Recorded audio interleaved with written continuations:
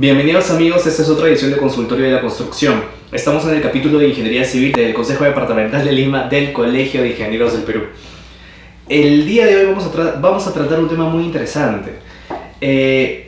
Algunas estadísticas para empezar es que según la PNP el 80% de las pequeñas empresas contratistas o medianas empresas contratistas ha sufrido o sufre amenazas o extorsiones por parte de pseudo sindicatos que les exigen cupos a cambio de dejarlos tranquilos, ¿no? Les exigen, digamos, un monto de entre 1 y 2% del monto de la obra para dejarlos trabajar sin ningún problema, lo cual atenta contra la seguridad no solamente de los ingenieros y del personal técnico, sino también de los socios y afecta también la productividad y celeridad de los trabajos. Entonces este es un problema que ya viene de años y que es un problema que afecta a todos los ingenieros y por supuesto a las obras. Para hablarnos más acerca de esto está con nosotros el doctor Juan Manuel Servigón Nakano, abogado penalista, ex socio del estudio Sousa y Nakazaki Abogados y actual socio de Ganosa y Servigón Abogados, para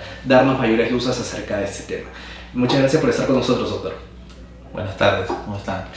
A ver, como ya mencionaba, en muchas obras los sindicatos en teoría deberían trabajar en pro de los derechos de los trabajadores, pero estos pseudo sindicatos se encargan de extorsionar, de amenazar y de incluso perpetrar algunas agresiones físicas contra los ingenieros residentes, por ejemplo. ¿Cuáles son los delitos, el tipo penal para estas obras, para estos actos ilícitos, y cuáles son, digamos, las penas que establece la ley peruana?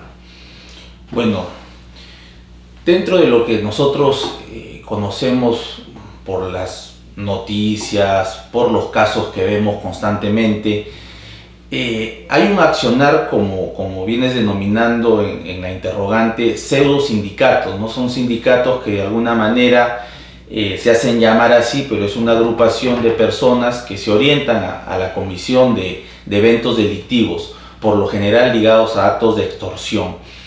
Entonces, considero que las personas que vengan siendo víctimas de manera sistemática de este tipo de acciones delictivas deberían orientarse a través de su área de asesoría legal a formular las denuncias por organización criminal, básicamente. Nosotros consideramos de que se tipifica el delito de organización criminal, prevé una pena de 8 a 15 años de pena privativa de libertad, y es porque hay una agrupación de personas, en este caso un grupo de delincuentes que se han orientado, han propuesto una serie de actos de manera organizada y un reparto de roles incluso en las labores que cada uno va a desempeñar, donde fijan políticas extorsivas en perjuicio de diversas empresas, empresarios.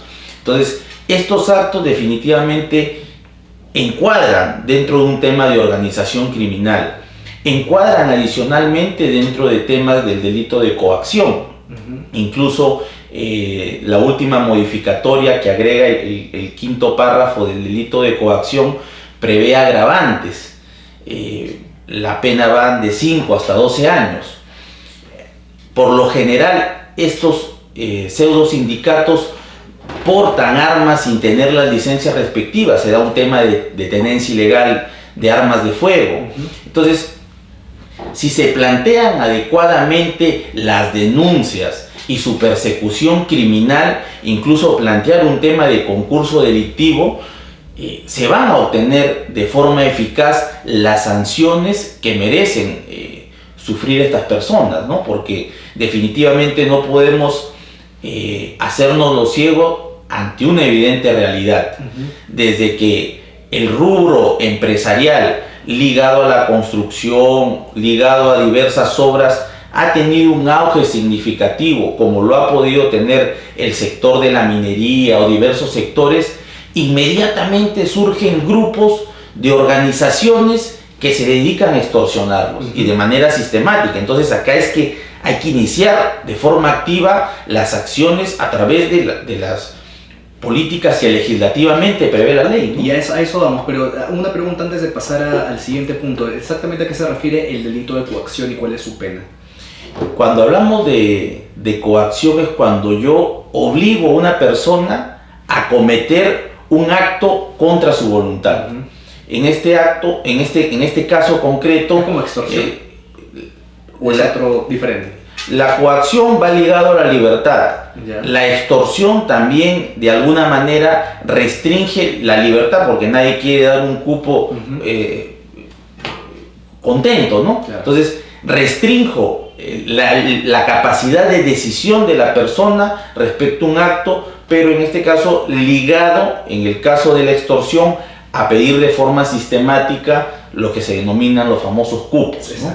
Entonces, Es concurso de delitos, ¿no? No solamente uno. Entonces estamos hablando por ahora de organización criminal, coacción, extorsión, tenencia ilegal de armas. así es. ¿Y qué otro tipo penal podría...? Bueno, básicamente son los delitos que por lo general concurren en este tipo de accionar delictivo. Puede darse temas de falsificación de documentos, que también es una de las agravantes que prevé el tema de la extorsión, ¿no? Una de las agravantes que se ha incorporado es el tema de cuando no solamente se hace uso de una persona jurídica, una asociación, una agrupación de personas, en este caso el hacer aparecerse como sindicato, Claro. sino también cuando falsifico documentos, porque estas Sí. personas se hacen valer de cualquier tipo de mecanismo fraudulento Sí. para presentarse y querer darle una apariencia de legalidad a sancionar cuando es evidentemente un trasfondo completamente delictivo. Y eso, vamos, para los ingenieros que quieren saber más acerca de esto, cómo poder integrarse, cómo saber o a qué página recurrir o a qué entidad recurrir para saber que un sindicato realmente es formal y está registrado en el Ministerio de Trabajo con todas las de la ley. Bueno, básicamente esta información es de acceso público a través de lo que se registra el Ministerio de Trabajo y Promoción Social. Pero algo que nosotros de alguna manera venimos conversando cuando se nos ha consultado de este tema es de promover políticas de prevención. Nosotros consideramos de que de alguna manera sea a través de CAPECO, a través del Colegio de Ingenieros del Perú, se deben promover o impulsar políticas de cooperación interinstitucional a través de las cuales, tú me preguntas, ¿dónde estarían registradas estas personas?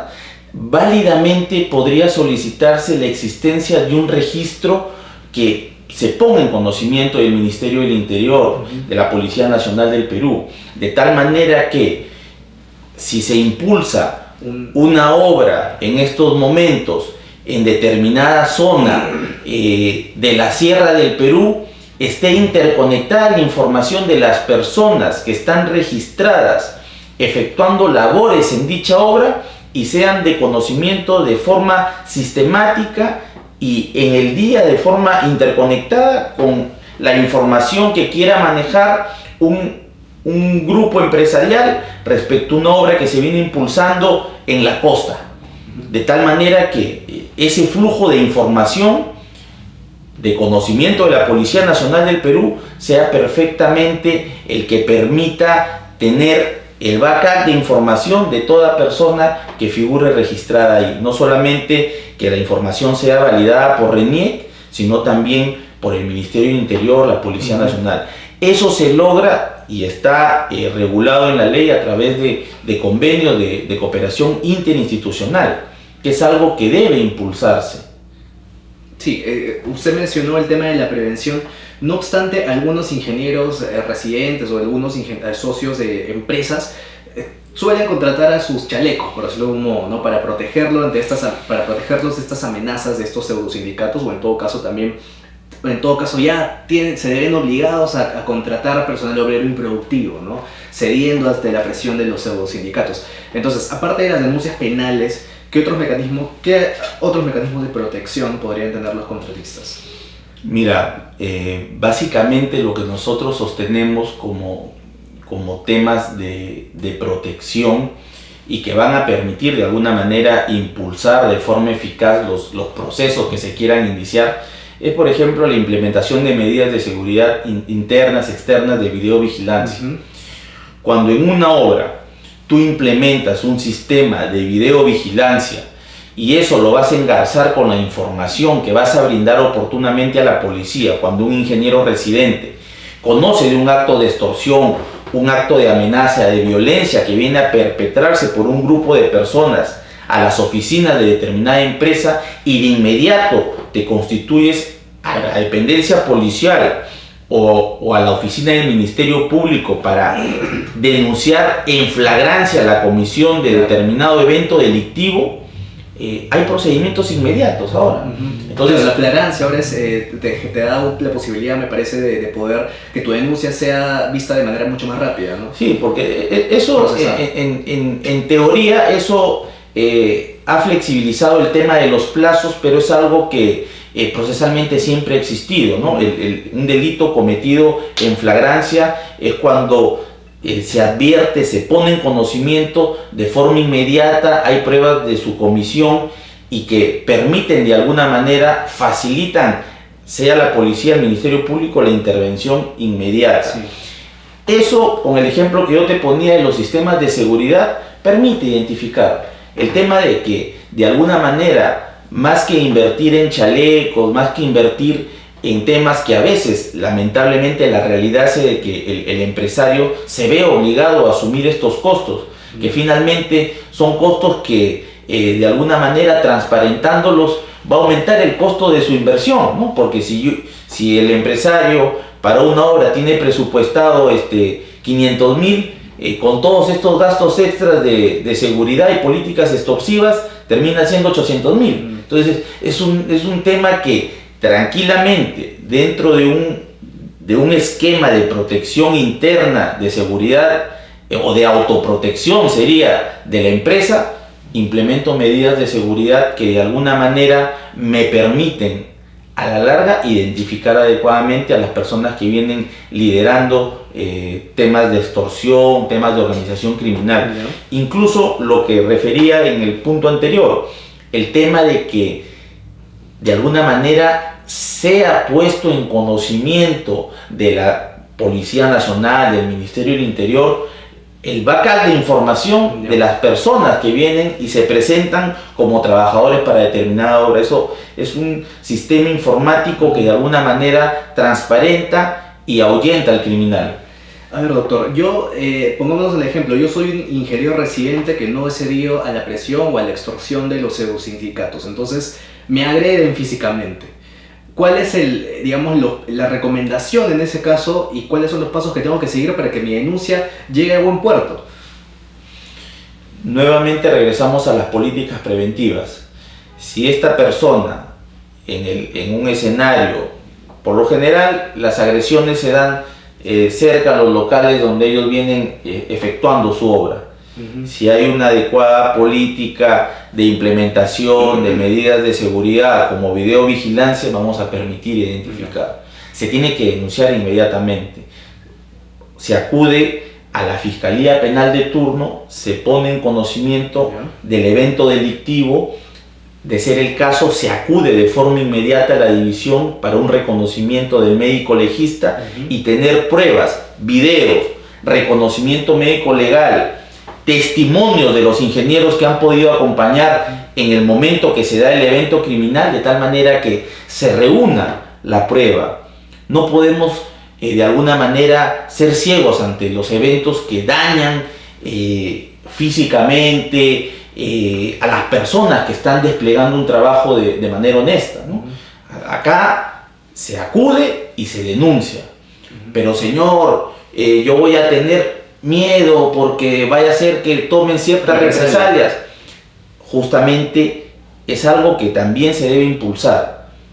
La realización de convenios interinstitucionales.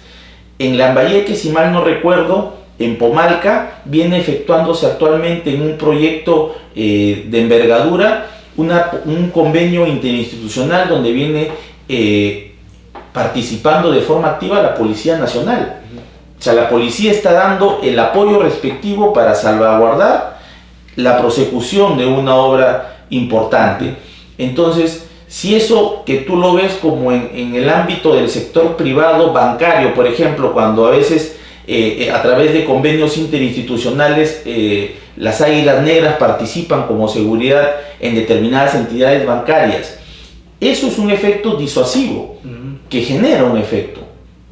Eso es un tema importante que genera un efecto disuasivo. Entonces, eso llevado al marco de la construcción, no hay limitación, no hay una prohibición legal que impida la celebración de convenios interinstitucionales. Puede impulsarlos CAPECO, puede impulsarlos el Colegio de Ingenieros del Perú, de tal manera que se brinde seguridad al rubro. Sí. Usted acaba de mencionar los convenios interinstitucionales. ¿Qué otras medidas podría implementar el gobierno para poder, digamos, solucionar este tipo de actos ilícitos en obras? Mira, actualmente, si revisamos un poco la información congresal, hay un proyecto legislativo respecto a los temas de coacción de los sindicatos. Si mal no recuerdo, data del año 2018, impulsado por el congresista Tubino. La información que tengo es que aún sigue en la Comisión de Justicia, pero, por ejemplo, ese proyecto legislativo se orienta a establecer la criminalización de los actos que cometen estos pseudo sindicatos de forma específica en el rubro de la construcción civil, como un agravante.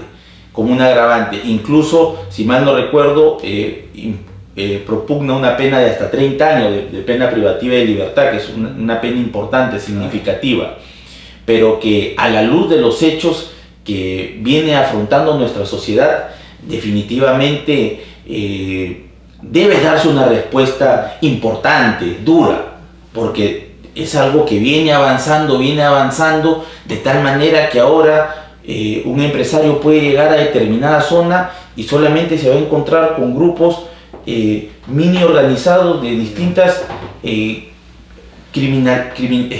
bandas criminales que operan en ese sector y que de alguna manera no tiene otra alternativa que de alguna manera sentarse a hablar con estas personas que terminan extorsionándolo. Entonces, todo va nuevamente de la mano de políticas preventivas y el impulso de acciones de convenios interinstitucionales, Ministerio del Interior, Policía Nacional del Perú, las acciones de protección y de videovigilancia que debe impulsar cada persona que hace una obra determinada, ¿no? Listo, doctor.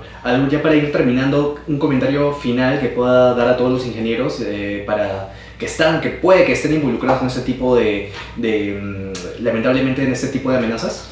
Bueno, lo que siempre se recomienda es que no dejemos pasar para otro día o para otra ocasión la necesidad o el derecho de imponer o de interponer la denuncia respectiva. Eso se debe poner de forma inmediata en conocimiento del Ministerio Público. El hecho de que haya una filmación, testigos que aborden el hecho, la denuncia respectiva, y acá es evidente de que se trata de un tema de organización criminal.